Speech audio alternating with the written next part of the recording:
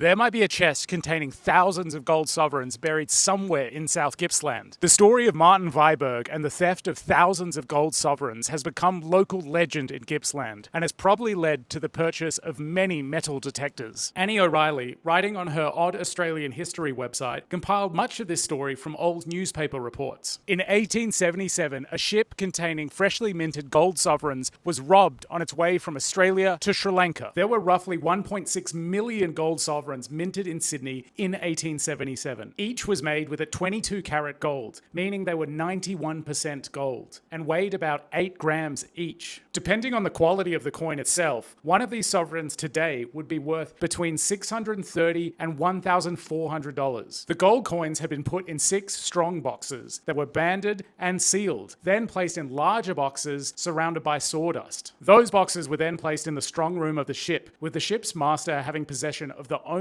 key. The first leg of the sovereign's journey was from Sydney to Melbourne on the ship SS Avoca. They were then transferred to the RMS China for the trip to Gaul. When the shipment arrived in Sri Lanka, the contents of one of the 6 boxes had disappeared. Eventually, authorities were able to piece together clues that led them to a property in Darwin. Martin Viberg was a Norwegian carpenter on the SS Avoca, and during the voyage, he had asked to repair the lock on the strong room door. Even though he was being watched, Viberg was able to make an imprint of the key. It was thought that the strong room had only one entrance, which was guarded. But after the robbery, authorities found a small hatch at the back of the room, just wide enough for a person to fit through. The seals and bands on the gold boxes had been cut and replaced so that the theft was not discovered until the shipment reached Sri Lanka. By the time Viberg had been identified as the primary suspect, he had already left the shipping company and married a Melbourneian woman named Rosina Brackley. In 1879, the Vibergs and their 2 children were living on 120 acres in Darwin. When arrested, officers found 54 gold sovereigns hidden in a large carpenter's plane left in the hollow of a nearby tree, and 256 sovereigns left in a drum of tallow. There were other coins located inside homemade soap, but in the end, the detectives only found 310 of the 5,000 missing coins at the Darwin property. Later, they were able to account for a further 1,420 coins that Viberg had used to purchase various things, including coins he had sent to Melbourne to buy a boat. Viberg confessed to the theft and told police he had hidden another 1,800 gold sovereigns in a kettle that he sunk in the Darwin River. While uncuffed and showing officers where he had dropped the kettle, Viberg punched one of the detectives and escaped into the bush. Martin was on the run for about 5 months, living rough in the bush around the Inverloch-Walkerville area. During those months, Viberg camped regularly in a cave near Eagle's Nest, Inverloch. In May of 1879, police spotted him swimming across the Anderson Inlet. He was recaptured and then charged. Viberg pleaded guilty and received a 5-year sentence. Upon his release, Viberg bought a small yacht with his brother and sailed to Walkerville, where Rosina and their youngest child were living. It's thought Viberg left his brother in the yacht at Great Glenny Island and rowed ashore in a small skiff. Viberg tried to convince Rosina to join them, but his attempts were fruitless. When he returned to the skiff, a handful of locals were there to watch him row out, but he was repeatedly hit by massive waves, and whitecaps broke over the bow of the skiff. 2 days later, the skiff and some items belonging to Viberg were found washed up on Yanaki Beach. Some believe Viberg drowned, possibly weighed down by the gold sovereigns that he may have collected from the area.